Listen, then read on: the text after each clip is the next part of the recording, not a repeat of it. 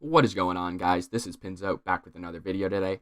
And what I have for you guys today is Predecessor First Impressions. So, for those of you who don't know, Predecessor's first closed alpha weekend opened today, July the 10th at roughly 12 p.m. Eastern, depending on your time zone. As of now, I've played about 5 hours of it, and it is fantastic. I don't even have anything else to say other than that word. It's great.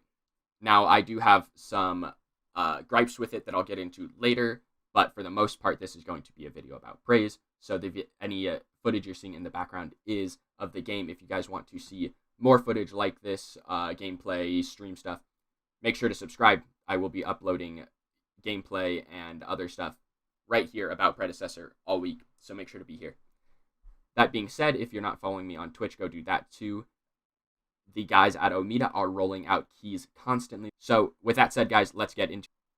First of all, I'm a Smite player, so Smite and Predecessor are a very different MOBA, at least as far as the MOBA elements. Predecessor pulls its MOBA elements mostly from League of Legends and Dota, where you have to do stuff like last hit to get good gold, or poke out enemies. Your mana costs are really high. You're not really spamming abilities on anyone.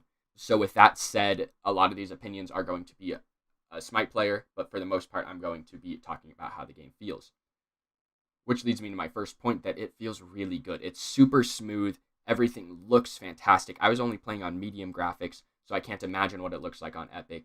The medium graphics look super good to me, and it ran. It ran very well. I had a couple frame dips, but I think that's probably just my computer trying to load many particle effects, stuff like I had a Gideon ulting inside of a Decker ultimate.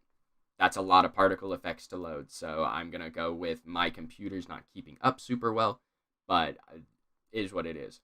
And along with it being smooth is the servers. So first of all, the servers were supposed to open at 10 a.m. my time, and I was in a lobby matched and ready to go at 10:01. So these guys are accurate. When they say something's going to happen, it's going to happen. It was kind of crazy to me to actually have the servers open that fast, but they did. So big props to the folks over at Omida for sticking to the schedule that they set.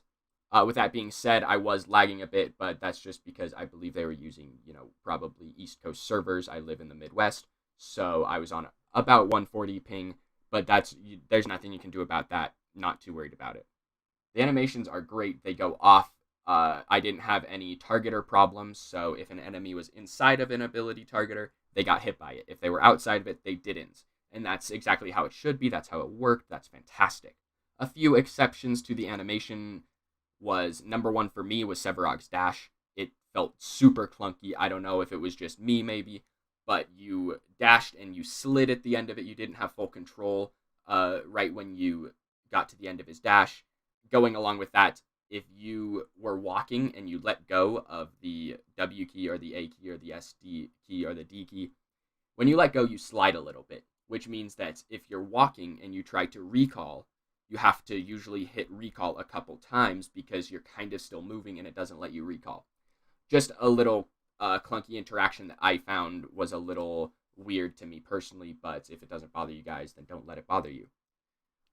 With Sevarog's dash was Gideon's right click. It has a weird wind-up time to it that I don't know if it was me that only me that felt it was weird, but it wasn't super intuitive as to when the ability was actually being cast. After you hit right-click, you had like half a second where he wound up to throw this comments, and it was just a bit of a weird ability to me, but maybe it's just something you gotta get used to. And then finally was Decker's right-click. I don't know what the ability is called, but she sends out this drone, and you can stop it in between the beginning and the end of the duration, and it stops and puts down the cone. You can't see the ability while it's flying, and I don't know how the folks at Omida would tune this, but it's almost impossible to see it while it's flying, especially if you're in the middle of a fight. So for the most part, I was either throwing it at maximum range or minimum range, just spamming right click to make it stop. These are all things that I'm sure will get ironed out as the game progresses. I'm not too worried about those things right now. Just a few things that I noticed if you're playing in the alpha, I wouldn't worry about them too much. Now, my one big gripe with the game so far is towers. And I don't know if you guys are noticing this. If you guys are in the alpha, let me know what you think of towers down below. But they suck. Their towers are worse than anything else in the game. Now, watching Ace stream yesterday, that he was streaming on Predecessor's official Twitch channel, and he was talking about how the towers work because people were noting that they seemed pretty weak.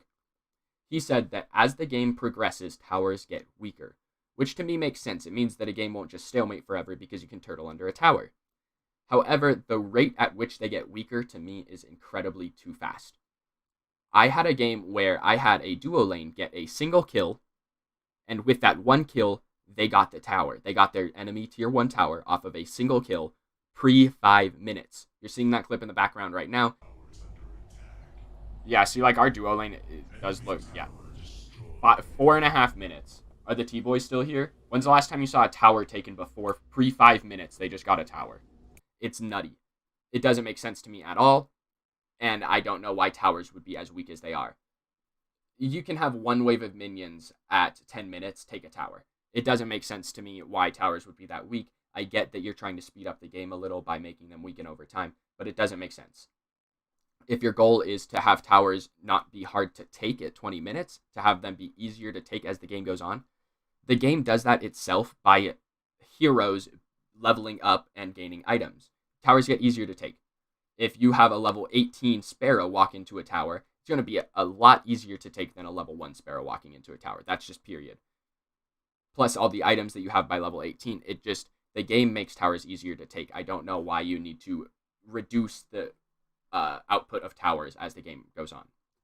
That's my only real gripe with it. Along with that, minions were a little funky to me. You would have waves of 20 minions coming out if your game went 45 minutes. Feels a little weird. No character in the game clears minions exceptionally well in big chunks, at least not very quickly. So if you had a wave of 20 minions and they got to your inhibitor, you lost the inhib. That's just period. It was dead. I believe this is probably a skill cap thing to where higher level players will be able to tell when they need to clear minions, how far you need to push lanes, stuff like that. I think that's going to be a skill cap to separate bad players and good players, but everyone's kind of bad right now. A wave of minions is better than about 90% of the people playing Predecessor this weekend. But that's really it. My only gripe is towers for the most part, and other than that, the game feels fantastic all around. Looks great, feels great, sounds great. The sound design is on point. But that's all that I have for you guys today. If you guys do want to stay tuned on what I'm doing over on Twitch, go follow me there. Other than that, guys, I will be uploading Predecessor content all week in preparation for the closed alpha weekend next weekend. So make sure to subscribe to the channel. That's all I've got for you guys. I've been Pinzo. This video's donezo. Thanks for watching, and I'll see you guys next time.